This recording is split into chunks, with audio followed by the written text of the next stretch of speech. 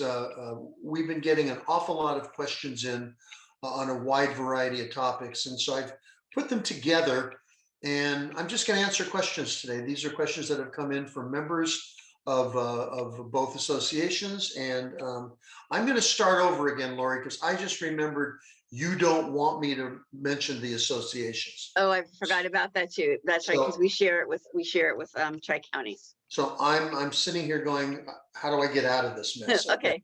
So no problem. We'll just do a redo. Okay, I'll tell Jay. All right. 5, 4, 3, 2, 1. Well, hello everybody, and welcome to another episode of John's Rants. My name is John Giardinelli.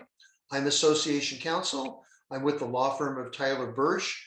I practice in the area of real estate broker defense work and real estate risk management for real estate brokers and agents. Today we're going to do something a little bit different. We've been getting in a lot of telephone calls and emails from members asking us various questions. It happens all the time. Plus, I've got questions from my own brokerages that I represent personally, and then some questions that have come in from professional standards manager Lori Smith. So what I thought I would do is take about 10 of these questions and just kind of go through and answer them. And then next time we do a rant, we're going to be talking about some new forms and some other things that are coming down the road. Okay, so let me get started. And again, there's no particular order of importance. These are just questions that have come up over the last month or so. Number one, good morning, John. Do you see any risks or claims from using electronic signatures? No, using electronic signatures where they're legal is perfectly valid.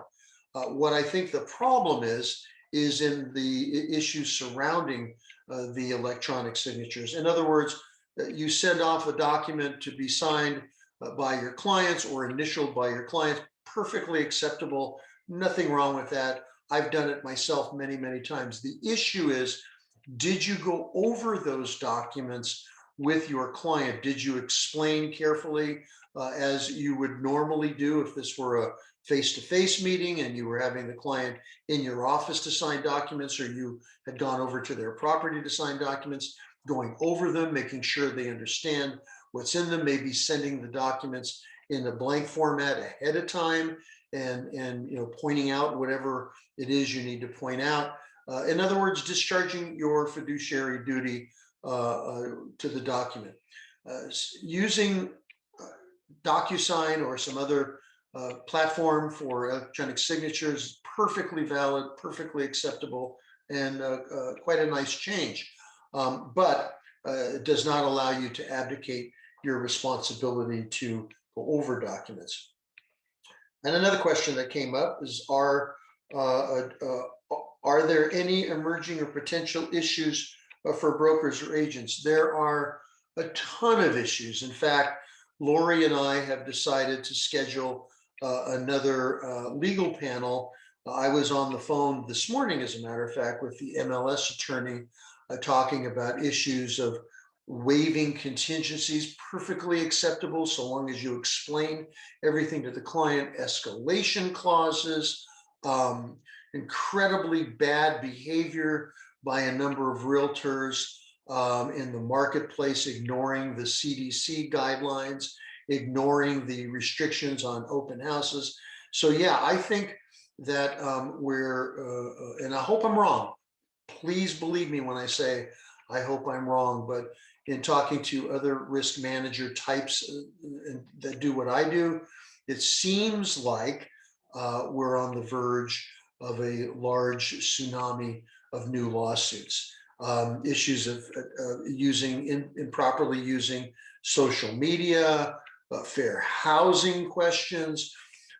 You're getting a brand new residential purchase agreement come December of 2021, which means there's going to be a learning curve, even for those agents that are very, very judicious in their training. So yeah, I think there are going to be a lot of concerns. The next question leads me perfectly into one of those concerns, and that is, should we avoid being a dual agent and just give up on getting both ends of the transaction?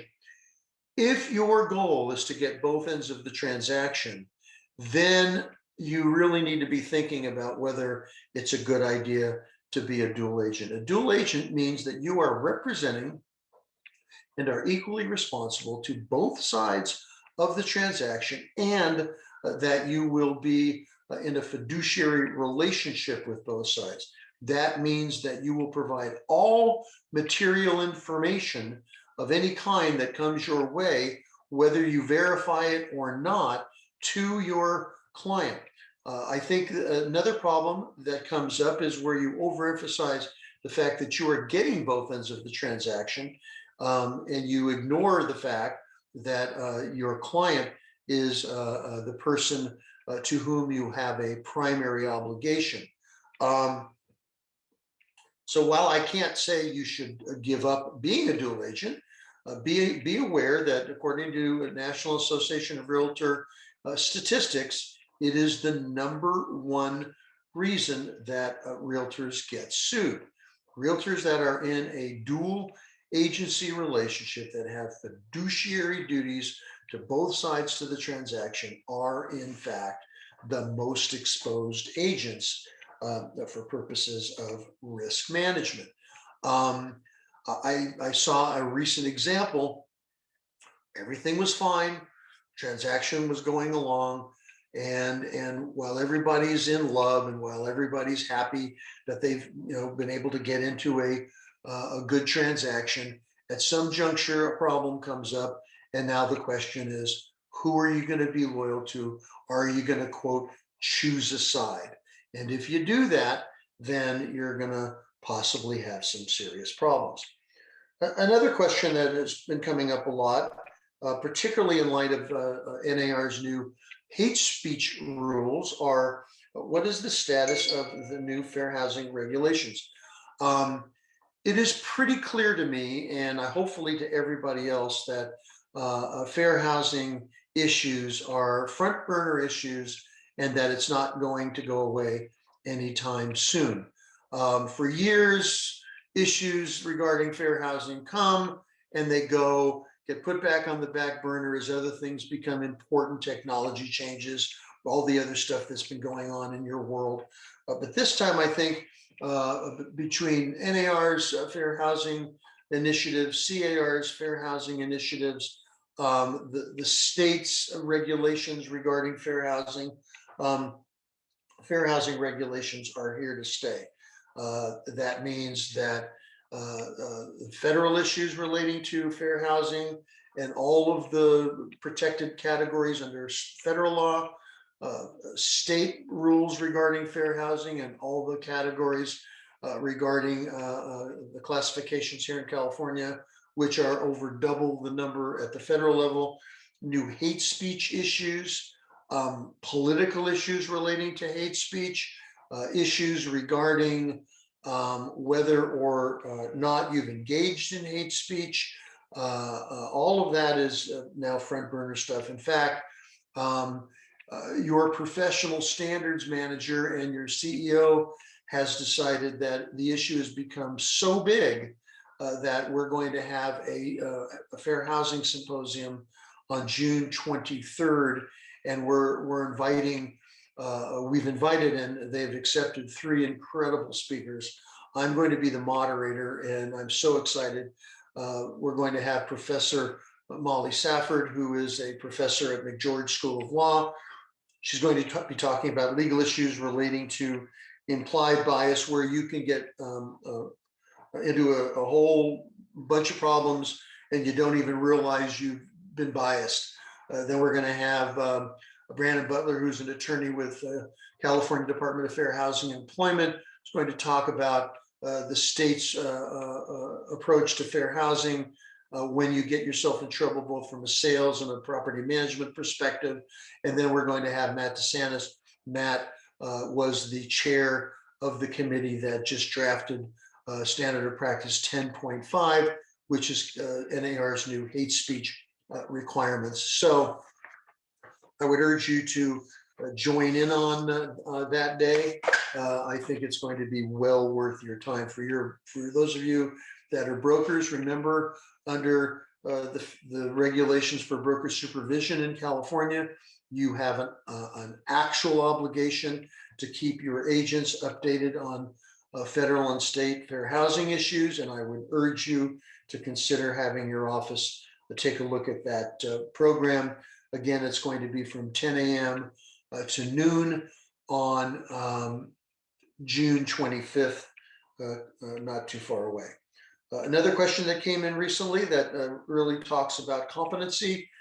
I have a client looking for some industrial space since I only sell homes, and can I still help him locate an industrial building and get a commission?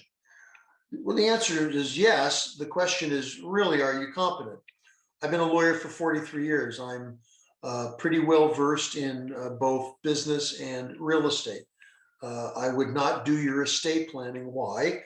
Because I'm not qualified. However, I know enough to answer some questions and to get a client in a whole lot of trouble. Therefore, when I had a case come in over the weekend, I referred it to an estate planning attorney, and I'll work with them on the real estate issues. In the same manner, under Article 11 and various rules in California, you're obligated to act competently, and that usually means staying inside the field where you have expertise. What I would suggest to someone in a situation like this, where it's industrial, commercial, or something you're not normally familiar with, is find somebody who is and work with them and work out the commission sharing in that particular area. I'm going to be running out of time fairly shortly, so let me just answer a couple of other quick questions, and then we'll call it a day for now. When I present an offer to the listing agent, I do not get a reply. What can I do? Well, take a look at Article 1, Standard of Practice 1-7. What that says is that if you send an offer to the listing agent and a written request, doesn't have to be a 5-page letter, it can be a simple line saying, please respond in writing confirming that this offer has been presented to the seller. The listing agent now has an affirmative obligation to send back a written confirmation that the offer has been accepted, that the offer has been submitted to the seller. Failure to do that is a violation of the Code of Ethics. Also, remember, under both the Code of Ethics, Articles 1 and 3, which says you have a duty to cooperate for the benefit of the client, it is a violation of the Code of Ethics. It is probably a violation of California real estate law, and therefore a violation of the Department of Real Estate regulations to not cooperate and to hide offers from sellers that have been presented by a buyer. So it is pretty clear that a violation by failing to not only submit an offer, but then to cooperate with the buyer's agent is going to potentially get that listing agent in a whole lot of trouble. And in an environment that we have now with multiple offers and things moving at such a quick pace, I think more important than ever that everyone remember, slow it down. The rules haven't changed just because the market's gotten hot, and you need to pay very close attention. So let me see here. Last question, what is the statute of limitations on failing to disclose a material fact? Depends. If it is not your client and there's no fraud alleged or breach of fiduciary duty, and simply a failure to see something you should have seen or disclose something, then it's generally going to be 2 years from the close of escrow. However, there are various provisions for 3 years from the date of discovery if there's a breach of fiduciary duty and or some other type of fraud or misrepresentation or concealment. All right, well, that's all the time I have for today. We'll take up some of these questions. If you have a question, send them to Lori, send them to me.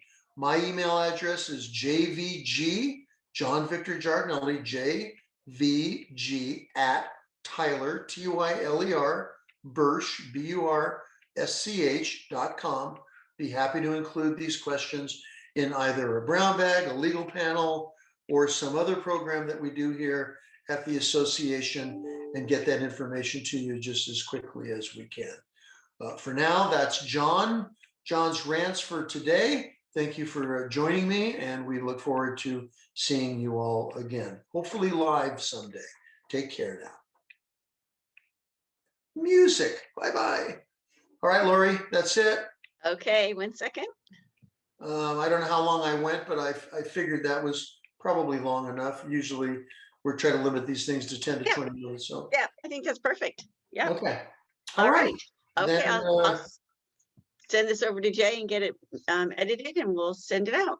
okay, if there's anything he needs, just tell him to give me a call or let me know. Okay. And then I'm going to take a look at those case interpretations, and Yeah, I'm gonna look at those today too. And then as soon as I hear from Barbara, I'll let you know. Okay, awesome. Thank Have a you. good one. All right, thanks, John. See you Thank later. you. See you later. Bye-bye. Bye.